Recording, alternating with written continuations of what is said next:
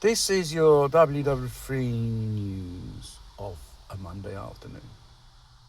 Now, news is flown out in the showbiz world.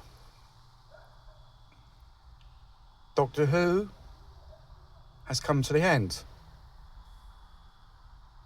Even though there's no official announcement, I don't know whether this depends on the BBC or the current so-called franchise owners, Disney itself, which they want to spend $11 million an episode. That's quite a lot of money for a cardboard special effects series of the 1960s.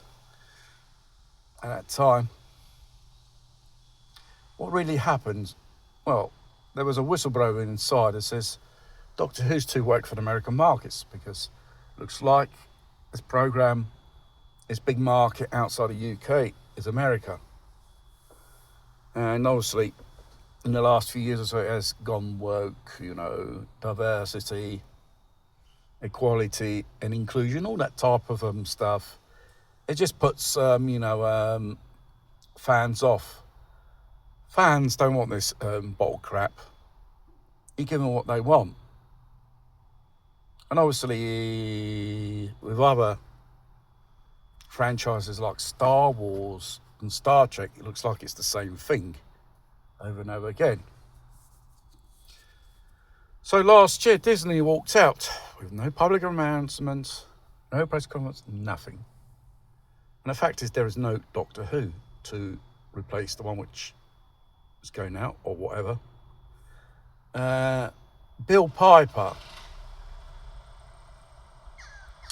she appeared in the first comeback series in 2005 as a travelling companion of Doctor Who at that time.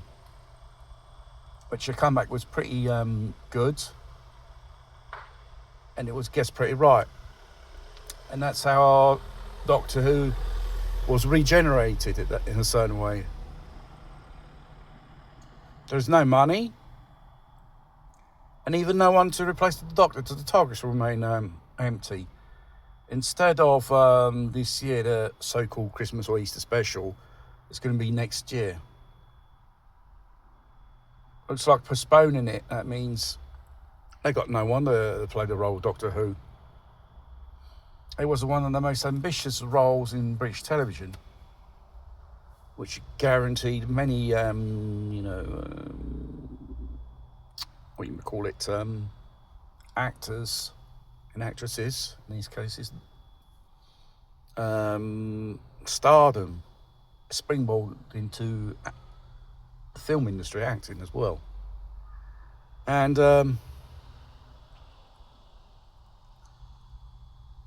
it's basically the majors, Amazon, Disney, and all these great companies. They're just destroying it and insulting and leading up the garden path's fans for many years. And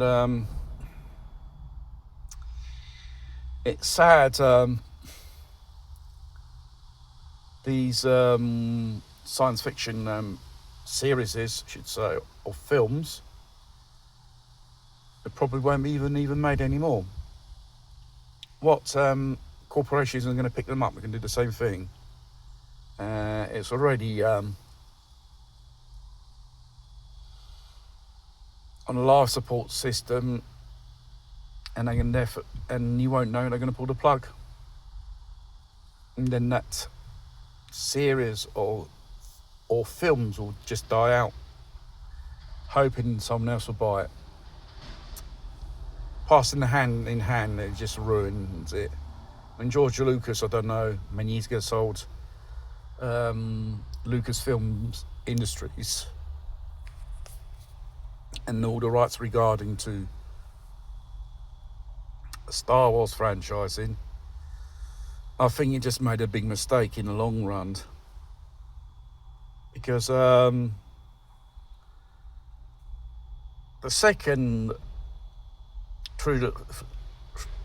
trilogy of films, it was pretty good because it was still under, the direct control of George Lucas. Once he sold off, sold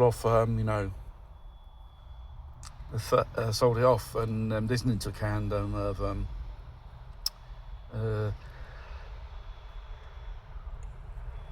what you may call it, the next trilogy of films, the third series. There was, hope for the real spirit of Star Wars returns. Second film, third film of the third trilogy, absolutely rubbish. It turned into shit because there's no there's no direct artistic control from the original creator itself. Obviously, the new Star Wars movie, it's not that bad, but by the start, it hasn't got that feeling of Star Wars, basically. And I don't want to know, at the end of the day, this could be the last movie of the Star Wars saga itself. Who knows? You need a people who really was really behind, the real creators on board, because these corporative producers, it's like if they're producing a mass production product. It is an artistic content which you're doing anyway, and you have to have a certain keep it as a certain level of pedigree, really. It's just going downhill. It's sad to see these full franchises, Star Wars and especially Doctor Who and Star Trek, just going down the bog.